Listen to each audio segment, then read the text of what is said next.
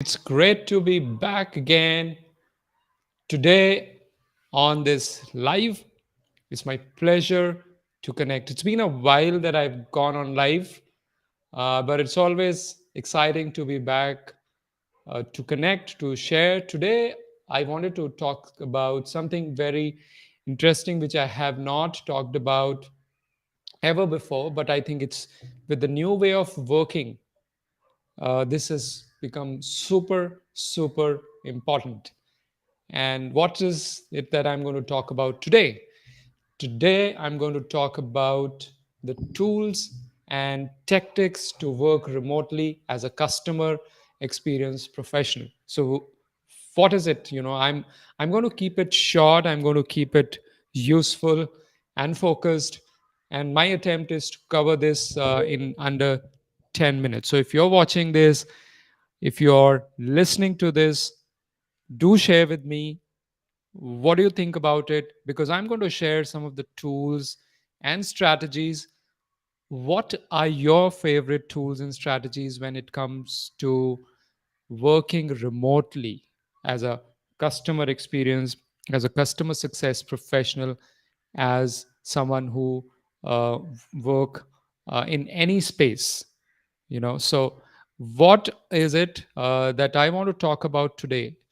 I want to talk about things like, the elements.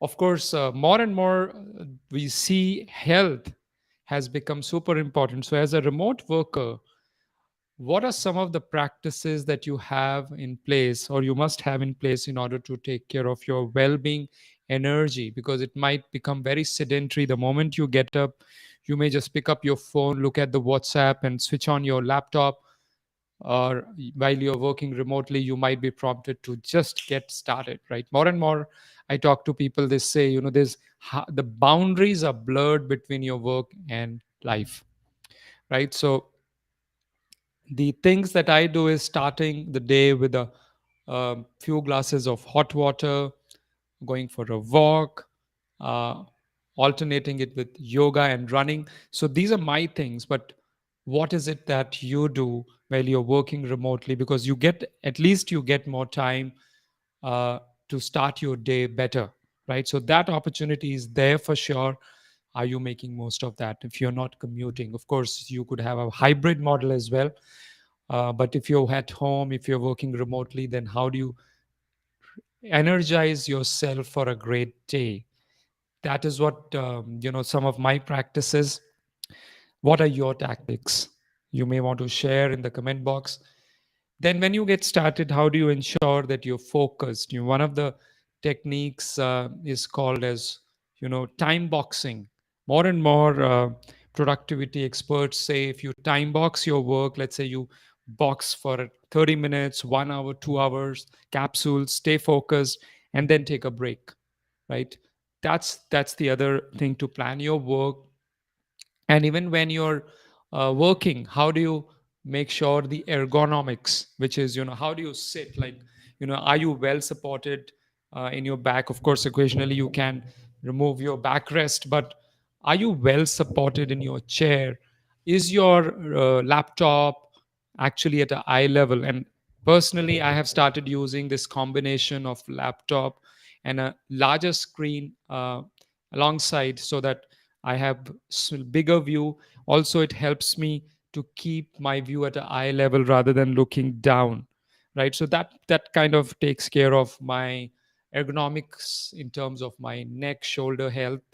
As I said, yoga, any kind of stretching in between. If you do like stretch like this, do a bit of stretch, find out what is the best way, use some expert help to really stretch your back, your shoulders, and a good body stretch to see that there's a good blood circulation. So of course these are some of the obvious things, but super important. And knowing how important it has become to take care of our health in these days, right? So do that. And then having a water bottle next to you, this reminds me, I need to take some sips next to you, so that you are not dehydrating. Keep a good uh, bigger bottle which has more water, so that even if you get lazy, even if you are not moving, the water is just arm away from you. So this regime of starting your day with better energy, uh, having a time box technique, focusing better, using some of the ergonomic way of sitting, working, are super, super helpful. Now, when we talk about productivity tools, some of my tools that I use or have started using, I wasn't using much of Google Sheets earlier. I was using more of Excel. I was an Excel person when it comes to these spreadsheets. But now I've started using Google Sheets, and the benefit is it's on the cloud. So anywhere I can access it, I can share it with others easily. So that's one of the productivity tools that I use it for taking notes, I use it for capturing sometimes my client requirements, and lot of data that I gather is now on cloud Google Sheets. Again, extension of that is Google Drive, where all the other apps are also available for you, especially if you want to store your data. I have moved to Google Drive. That's super, super helpful.